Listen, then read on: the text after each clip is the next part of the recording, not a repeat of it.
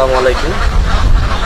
আপনারা যারা খামার করেছেন এবং বিভিন্ন খামারের সাথে সম্পৃক্ত এবং খামার বিষয়ে নানা নতুন তথ্য জানতে চান, শুরু করছি তাদের জন্য কৃষি বিষয়ক অনুষ্ঠান।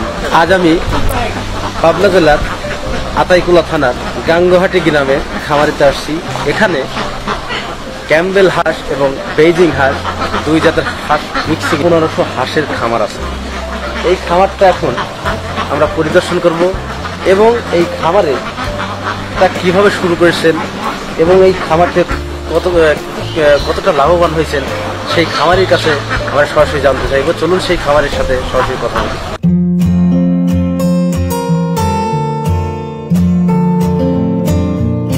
প্রিয় দর্শক, যিনি আমার সামনে দাঁড়িয়ে আছে আর পিছনে যে খামারটি দেখছেন, এই খামারটি তার, তিনি খামারটি কিভাবে শুরু করেছেন এবং তিনি কিভাবে এই খামারটি পরিচালনা করেন এবং এই খামারটি পরিচালনা করতে গিয়ে কে কে তার সাথে এই খামারের সময় দিয়ে থাকেন, সরাসরি সেই খামারি ভাইয়ের সাথে কথা বলতেছি।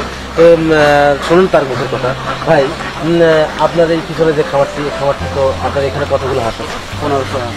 আচ্ছা, এই 1500 হাঁস আপনি বাচ্চা দিয়ে শুরু করছেন না বড় হাঁস দিয়ে? বাচ্চা হাঁস। কতগুলো হাঁস দিয়ে প্রথমে যে খামারটি শুরু করেন, কতগুলো হাঁস দিয়ে শুরু করছেন? প্রথমে আমি 500 হাঁস দিয়েছি। আপনি কি জাতের হাঁস দিয়ে প্রথম শুরু করছেন? খাকি ক্যাম্বেল। আপনি যেখান থেকে বেইজিং হাঁস, এটা কি তারপরে কতদিন পরে নিয়েছিলেন? এটা এই বছর নতুন নিয়েছি। যাই হোক, এই বেইজিং বা খাকি ক্যাম্বেল হাঁস, এই ক্যাম্বেল হাঁসগুলো মানে একসাথে মিক্সড অবস্থায় পালন করতে কোনো সমস্যা হয় না? কোনো সমস্যা। আপনার বেইজিং হাঁসটা কি ডিমের উপযুক্ত হয়েছে? হ্যাঁ, ঠিক আছে। আপনি এখানে বেইজিং হাঁস কতগুলো আছে? এখন আছে 150 আচ্ছা, আর ক্যাম্বেল হাঁস কতগুলো আছে? ক্যাম্বেল আছে 1350। তারপরে টোটাল মিলে 1500 হাঁস আছে। আচ্ছা, 150 পিস বেইজিং হাঁস, এই হাঁসটা মূলত কি উদ্দেশ্যে পালন করতে হয়, সবাই পালন করতে হয়? এটা আসলে মাংসের জন্য ভালো হয়। আমি ফার্স্টে মনে করেন যে 300 হাঁস নিয়েছিলাম। তো 300 হাঁস 3 মাস পালার পরে আমি 150 হাঁস বিক্রি করে দিচ্ছি মাংসের জন্য। আর কিছু হাঁস রাখছি, এটা মনে করেন যে আমি ডিম ফুটাই এটা বাচ্চা ফুটানোর জন্য।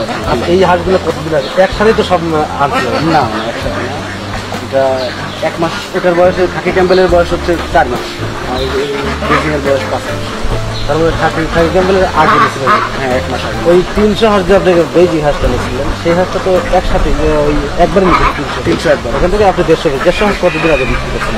গত রমজানে। আপনি এই হাঁসটা আপনার এই একটা হাঁস বড় করতে বা 5 মাস বয়স করতে কত পরিমাণ খরচ দেয়? একটা হাঁস আমার 3 মাস পর্যন্ত আমার খরচ আসছিল 300 টাকা। যে গুরুত্বপূর্ণ কথাটি আপনার কাছে আমি জিজ্ঞাসা করতে চাচ্ছি, ভাই, আপনি যে খামারটা করছেন, খামারটা করার আগে আপনি কি করছেন? কি বিদেশে ছিল, বাইরে ছিল? আচ্ছা, এই যে খামারটি করছেন, এই খামারটি করার তো একটা কি থাকে যে আমি বাইরে আসি, এই খামারটা আসলে পরিকল্পনা করলেন কেউ? জানি যে বাসায় খামার করবো। আমি ভাই ইউটিউবে চ্যানেলগুলো দেখতাম, খামারি চ্যানেলগুলো দেখে আমার পছন্দ হচ্ছে হাঁস পালনটা। তো এই কারণে আমি দেশে এসে এই হাঁস পালনটা করেছি। প্রিয় দর্শক, আমাদের এই মিজানুর ভাই, উনি ইউটিউবে ভিডিওগুলো দেখছেন, দেখার পর উনি উৎসাহিত হয়েছেন যে খামার করলে হয়তো লাভবান হবে। ওই ইউটিউবের ভিডিও দেখার পরেই উনি মূলত এই খামারের সাথে সম্পৃক্ত হয়েছেন। আচ্ছা, এই খামার করতে গিয়ে আপনার শ্রম দেয়, এই খামার করতে দেখাশোনার লোকজন কতগুলো লোকজন রাখা আছে? আমার লোক রাখা আছে 2 জন আছে, আমি আছি, আমরা 3 জন দেখাশোনা।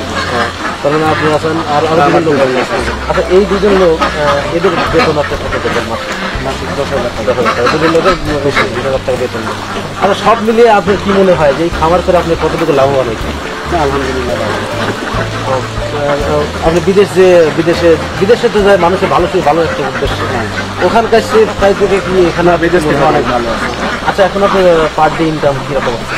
এখন ভাই বর্ষার সময় তো আমার ইনকাম খুব কম। এখন আমার হাঁস এইমাত্র ডিম দেওয়া হচ্ছে, মাত্র 200টি ডিম আসছে। এখন ইনকামের চাইতে একটু খরচই বেশি, খরচটা বেশি। আপনি তো ছোট অবস্থায় হাঁসের বাচ্চা আনছেন, হাঁসের বাচ্চা আনার পরে তখন শুধু খরচই গেছে।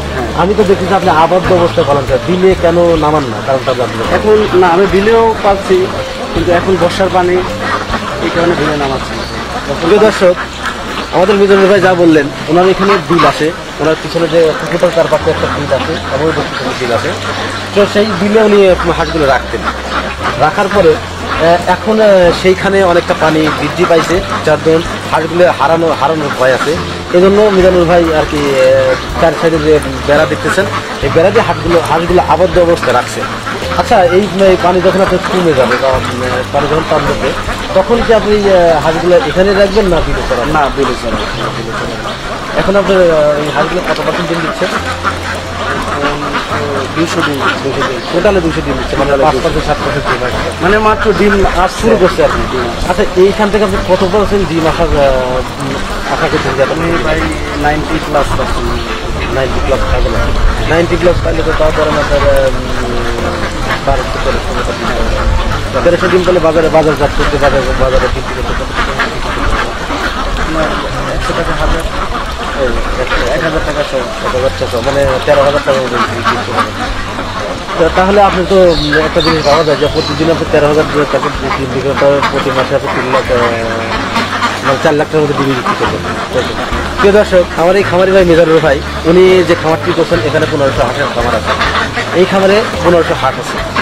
এই হাঁসগুলো উনি যখন প্রাপ্তবয়স্ক মানে সম্পূর্ণ ডিম দিবেন, তখন এই হাঁসগুলো আর কি 1300+ মতো ডিম দেবেন। উনি প্রতিদিন ম্যাক্সিমাম 13,000 টাকার ডিম বিক্রি করবেন। এই হিসেবে বোঝা যায় ওনার যে 1500 হাঁস, যে 1500 হাঁসে যে 13,000 টাকার ডিম বিক্রি করেন প্রতিদিন, তাহলে প্রতি মাসে তার প্রায় 3,90,000 বা 4 লাখ টাকার মতো আয় হবে। সব মিলিয়ে খামার করে আপনি মানে কি মনে করেন এই যে খামার, আপনার বাবা কি করে? আমার বাবা অনেক ব্যবসা করে। এর আগে আমার বাবার মাছের খামার ছিল। মাছের খামার ছিল, আগে গরু ব্যবসা করে। এইগুলাই মাঝে মধ্যে খামারে দেখাশোনা করে। এখনো কি এগুলো করে? হ্যাঁ, এখন প্রিয় দর্শক, আমার যে মিজানুর ভাই, ওনার বাবা আছেন।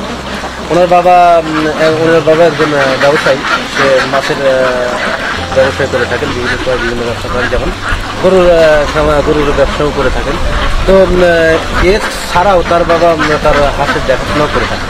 সব মিলিয়ে অনেকটাই ভালো, বা সবাই দেখে থাকেন। ভাই, আপনার যে হাঁসগুলো যে আনছিলেন, কোন জায়গা থেকে আনছিলেন বাচ্চাগুলো? আনছিলাম বনগ্রাম। কার কাছ থেকে বাচ্চাগুলো? অমলকা। আচ্ছা, উনি কি মনে হয় যে আপনার কাছে কি মনে হয় যে এই হাঁসগুলোকে কতটুকু ভালো দিচ্ছে আর কি? এমন না, এই রেটের বাচ্চা নেই। আমি ওনার কাছ থেকে নেই, আমার পরিচিত সবসময় ভালো বাচ্চাই। ধন্যবাদ ভাই। উনি আমাদের এই বনগ্রাম একটা ওনার কাকা আছে, অমল দা নাম বা অমল বিশ্বাস নাম। ওনার কাছ থেকে বাচ্চা সংগ্রহ করে থাকেন। উনি অনেক ভালো মানের বাচ্চা দিয়ে থাকেন। তো সব মিলে উনি খাবার করে অনেক ভালো অবস্থা, অনেক স্বাবলম্বী। আমার এই নতুন উদ্যোক্তার কথা শুনে আমারও ভালো লাগলো। আপনারা যারা নতুন খাবার করবেন এবং খাবারের সাথে সম্পৃক্ত হবেন, অবশ্যই আমাদের এই মিজানুর ভাই দেখে শেখেন এবং জানেন উনি কীভাবে খাবার করছে। বিদেশে থাকার তারপরেও বিদেশে যে আয়টা হয় সেই আয়ের তুলনায় খামারে করে আজ মিজান ভাই অনেক স্বাবলম্বী। আশা করি আপনিও স্বাবলম্বী হবেন যদি মিজান ভাই সাহেবের মতো সৎ এবং নিষ্ঠার সাথে খামার পরিচালনা করতে পারেন। ধন্যবাদ। আজ এ পর্যন্তই। দেখা হবে পরবর্তী ভিডিওতে। ততক্ষণ ভালো থাকেন, সুস্থ থাকেন, সে দোয়া কামনা করে আজকের ভিডিও এখানে শেষ করছি। আল্লাহ হাফেজ।